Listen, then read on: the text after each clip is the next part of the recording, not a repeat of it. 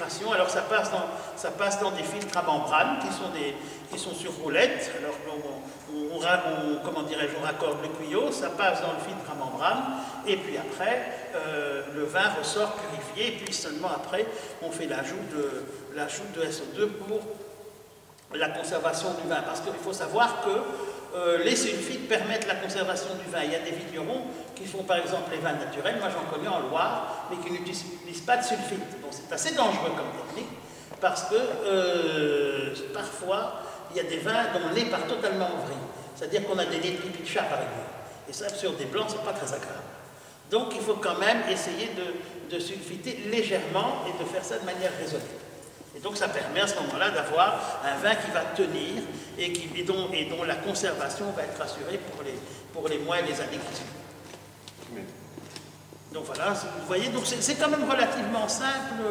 Ici, bon, c'est un chai très simple. Vous avez, par exemple, si vous allez chez Pape Clément, à Pessac-Léognan, là, vous allez trouver les mêmes cuves, mais qui vont être, bonjour, les mêmes cuves, mais qui vont être des cuves en bois, hein, des cuves de chêne, forêt de tronçée pour la plupart. Pourquoi? Parce qu'à ce moment-là, ça permet ça va déjà donner un goût au vin dès la macération. Et ici, ils sont excès de combien alors? Oh, ça doit être 350 hectos, ça dépend des 300. Et là, c'est quoi? Parce que je vois que c'est plus grand, ça. Oui, ça c'est une plus grande. Alors la plupart viennent d'Italie, il y en a qui viennent de Slovénie. Oui. Dans les pays de l'Est aussi, ils en font. Là, je crois que ça vient de Slovénie, voilà. Slovénie qui est aussi un pays très intéressant pour le vin. Là, on va bientôt nous aller en Croatie. Ici, c'est 5800. Oui. Mais c'est énorme quand même. Oui. Donc ça, on peut imaginer que ça doit faire 3000. Oui. On habite 3000. Et là, c'est 5000. Alors vous voyez, là, on s'est réglé, je ne vais pas y coucher. Et ça, c'est quoi, 12.4? Alors c'est pour les températures de fermentation. Parce qu'il y a certainement du vin dedans, et alors on règle les températures de fermentation. Quand on dit la température, c'est la température de... Mais la température du mou qui va fermenter, oui. Mais ce sont des cuves thermorégulées, c'est-à-dire qu'à l'intérieur, je ne sais pas s'il y a des cuves ouvertes, à mon avis. Là, elle est ouverte. Là, une est ouverte. Ici, celle-ci est ouverte. Ah, eh bien, il devrait y avoir... Et quand ça se fait que ça infuse 12.4 alors que c'est ouvert? Ben, c'est parce qu'il n'y a rien dedans, mais ça montre qu'on s'est réglé. Et on a quand même 12.4, c'est amusant. Ça montre qu'on s'est réglé. Mais là, ça permet d'aller à l'intérieur et tout, ce sont des très belles cuves. Oui, non, sont belles. Ce sont des très belles cuves, mais il y a encore des cuves plus up-to-date que ça. 5, 6, 7, 8. Celle-là, elle est à 23,2. Oui, mais là, il y a quelque chose dedans. Hein. Bien, regarde.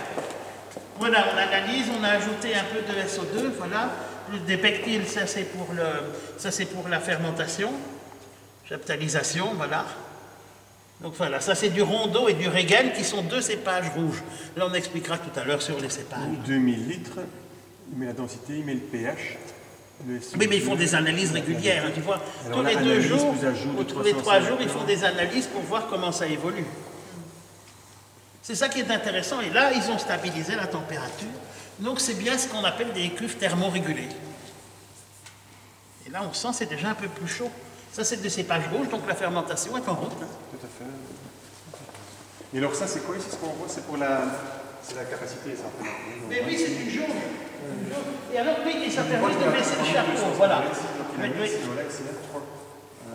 Oui, et ça te permet, parce qu'il y a un chapeau, ceci c'est pour baisser ou abaisser ou remonter le chapeau.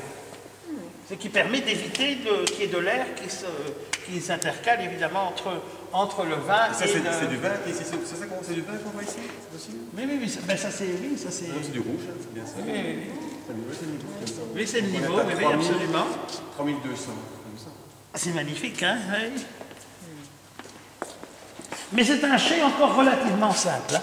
Tu n'as pas comme ça pour acheter des barriques, parce que j'aimerais une fois en acheter une comme ça.